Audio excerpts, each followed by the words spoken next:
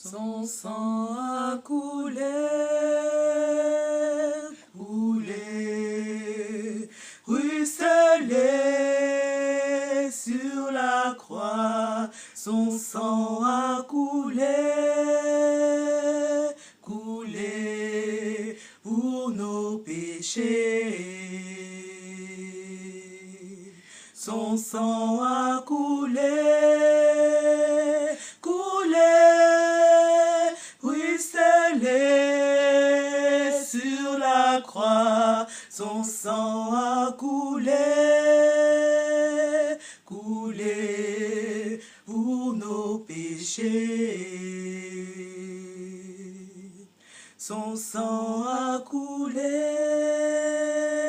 coulé, ruisselé sur la croix. Son sang a coulé, coulé pour nos péchés. Bonjour à tous et à tous, bienvenue à notre émission Kerygma Life. Aujourd'hui, nous recevons le Père Stanislas Maweni qui va nous entretenir sur le thème du péché. Bonjour mon Père, comment allez-vous? Bien, merci. Merci, mademoiselle Linda, je vais bien. Et vous? Je vais très bien par la grâce de Dieu. Pour introduire ce thème, mon Père, je vais vous demander qu'est-ce que le péché déjà? Et est-ce que vous pouvez nous expliquer l'origine du péché? Le péché, c'est la rupture que l'homme crée de lui-même à l'égard de Dieu. Ce n'est pas Dieu qui crée la rupture, c'est l'homme qui crée la rupture. Donc c'est quelque chose qui nous colle à la peau, c'est quelque chose, un mal que nous expérimentons tous les jours de notre vie, un mal qui a commencé depuis Lucifer. Depuis Lucifer qui a commencé à vouloir être comme Dieu, et Lucifer qui a perdu le paradis, qui a perdu le royaume de Dieu, qui s'est retrouvé dans ce monde au nom du diable, au nom de Satan, et qui continue à transmettre le mal dans le monde. Puis il y a eu Adam et Ève qui ont expérimenté la désobéissance. Cette désobéissance qui continue encore dans notre monde jusqu'à aujourd'hui, qui fait que l'homme puisse se couper de Dieu. Et c'est cela le péché. Mais du coup, mon Père, donc c'est le péché, il part d'Adam et Ève, et c'est là que le péché a été transmis à toute l'humanité, ou c'est par le diable que le péché a été véhiculé, du coup. On peut conclure ça? Le diable est celui qui commence par la jalousie, par l'orgueil, qui veut être comme Dieu. Parce que c'est un ange. C'est un ange, c'est le monde invisible. C'est là où commence le péché. Dans ce monde invisible, il y a un qui veut être comme Dieu. Et c'est le péché. C'est ce péché qui fait que celui-là, qui veut être comme Dieu, puisse nous transmettre ce péché-là. La haine, la jalousie, l'envie, l'avarice, qu'on appelle des péchés capitaux. On trouve leur source dans le premier qui a péché, et Adam et Ève sont entrés dans la logique de la désobéissance. La logique de la désobéissance, c'est quoi? C'est ne pas écouter et faire ce qu'on nous demande de faire, de vivre. C'est ça la désobéissance. L'obéissance, c'est écouter d'abord. Qu'est-ce qu'on me dit? Puis je fais ce qu'on me demande de faire. Adam a écouté. Dieu a dit à Adam, voilà, tu ne mangeras pas ceci, tu ne feras pas cela. Adam a demandé à Dieu Ève. Ève est arrivée. C'est à Adam d'expliquer à Ève ce que Dieu lui avait dit. Parce que Ève n'était pas là. Adam n'a jamais expliqué à Ève ce que Dieu lui avait dit. Puis Ève s'est retrouvée dans le péché. Ève a été tentée par le diable. le serpent. Donc vous voyez, le même diable, Lucifer, le diable qui a quitté, il ne voulait pas rester seul dans la perdition. Il est venu tenter, sous forme de serpent, il est venu tenter Ève. En tentant Ève, si Adam avait expliqué, s'il y avait le dialogue entre Adam et Ève, Adam avait expliqué à Ève ce que Dieu lui avait dit, que tu ne toucheras pas cet arbre-là, tu ne mangeras pas le fruit de cet arbre. Ève aurait peut-être eu la possibilité de convaincre ou de se défendre devant le serpent. Mais Adam n'avait pas fait ce premier travail. Puis Ève s'est retrouvée devant une situation qui était impossible à réagir autrement. Et Satan prit les dessus. Ève est rentrée dans la désobéissance. Et c'est le péché. Mais du coup, mon père, vous avez évoqué plusieurs types de péchés, par exemple la désobéissance, la haine, l'envie. Est-ce que vous pouvez nous en dire plus sur les différentes catégories de péchés? Et aussi, je voudrais savoir, est-ce qu'il y a une hiérarchie entre chacun des péchés? Par exemple, vous dites que la désobéissance à Dieu est la source du péché.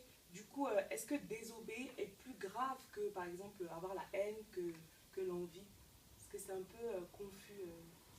Oui, là, il n'y a pas une hiérarchie, mais il y a une classification. Une classification.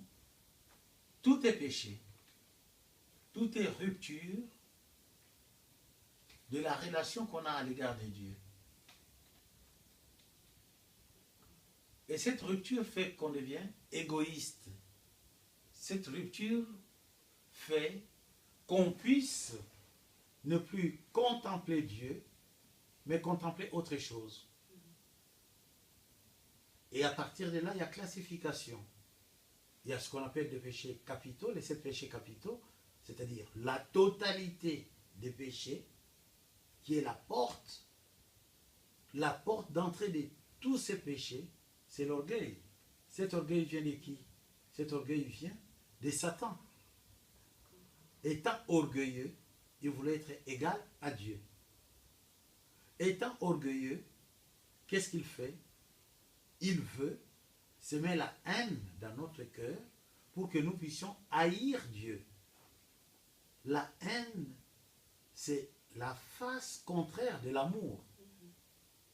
Quand il n'y a pas l'amour, il y a la haine. La haine, c'est le péché qui bloque toute la relation. Donc, la haine, l'orgueil, l'envie, qu'on appelle la luxure. On voit ça avec David, dans le psaume 50, David s'est repenti. Pourquoi? Parce que David a envoyé, a mis en avant-garde le mari de quelqu'un pour qu'il soit tué. Et quand il a été tué, parce que David voulait prendre sa femme, la femme d'Uri. Ça, c'est un péché. La luxure, c'est le désir de tout avoir, de paraître. Hein? C'est là où on parle aussi de la masturbation. On parle de masturbation seulement, quand on parle de ça, on pense aux jeunes. Mais non, ce n'est pas le problème des enfants, c'est tout le monde. Si on ne sait pas se maîtriser, si on a une vie perturbée, ben on finit par la masturbation. Hein? On peut parler d'autres péchés, on peut dire que j'ai pas de péché, j'ai pas de péché, mais on est en train de cacher la masturbation qui est grave, parce que ça atteint la psychologie de la personne, le psychique est touché. Vous voyez? Donc, c'est la classification des péchés.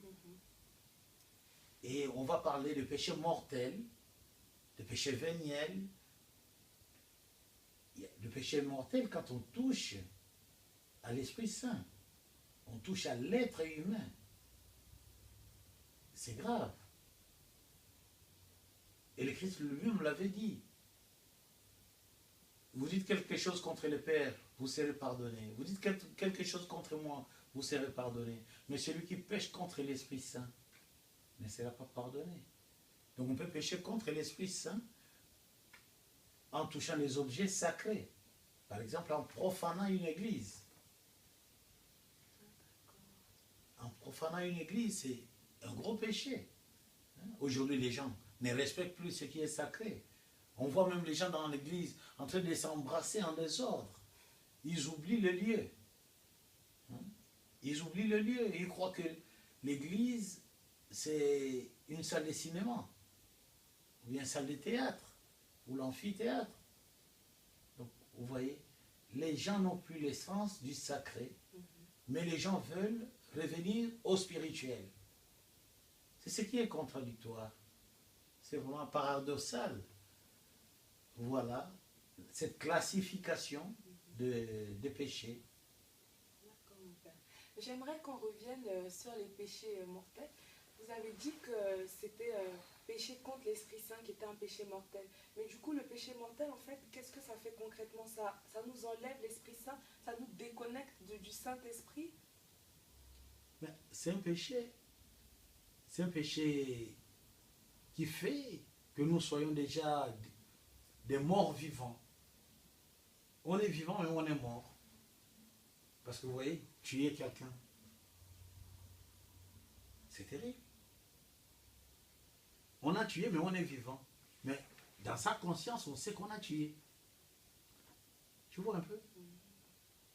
On a touché l'âme de l'autre. Donc ça nous fait penser à Caïn et Abel. On a touché à l'âme de l'autre.